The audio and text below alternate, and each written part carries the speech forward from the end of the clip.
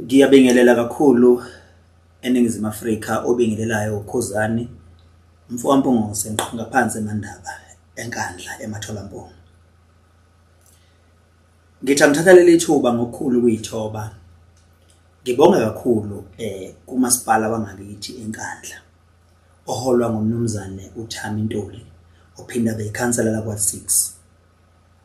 Ngidlulisa ukubonga kulona lonke ithimba likaMaspala, ama-officials, i-manager, umfokajili, amakhansela wonke abumbe inkandla municipality, amakhosi, zinduna zamakhosi, our ward committee, yibo bonke abantu ababhekelele ukuthuthuka nokunethezeka kwenkandla.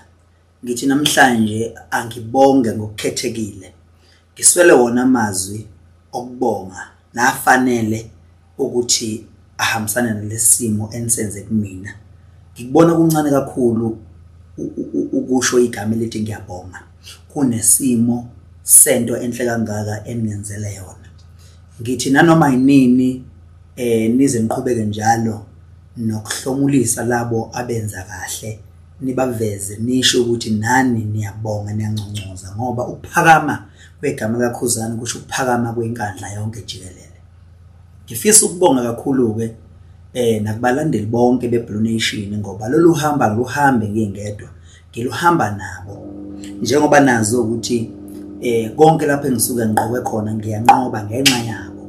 Ngifisa ukubonga ke nakubona ukuthi namhlanje lolu dumo olungaka eselihlonzwe laphakanyiswa uMaspala wangakithi enkandla akulona lukaKhuzani kuphela kodwa olwethu sonke emaBlue Nation, izinduna zonke zakwaGuqa, izinduna zama-sub branch, izinduna zama-main branch, kubona bonke abantu abangama-leaders baleli qembu lakwaGuqa. Ngibonga insizwa engisebenza nazo ngokusebenza ngokubambisana, ngiyabonga kushona ilanga.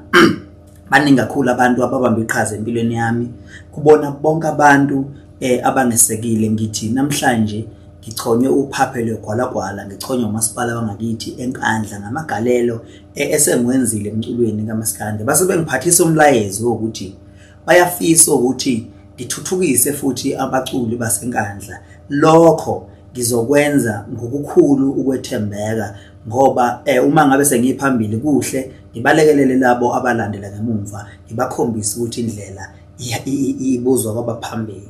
Ngithi mphemba nabo bonke abantu abangamele inkandla municipality. Ngithi namhlanje ngokukhulu ukuyithoba ngiyabonga kunina nonke eniwenze kumina, uNkulunkulu azabe nani. Ngiyabonga.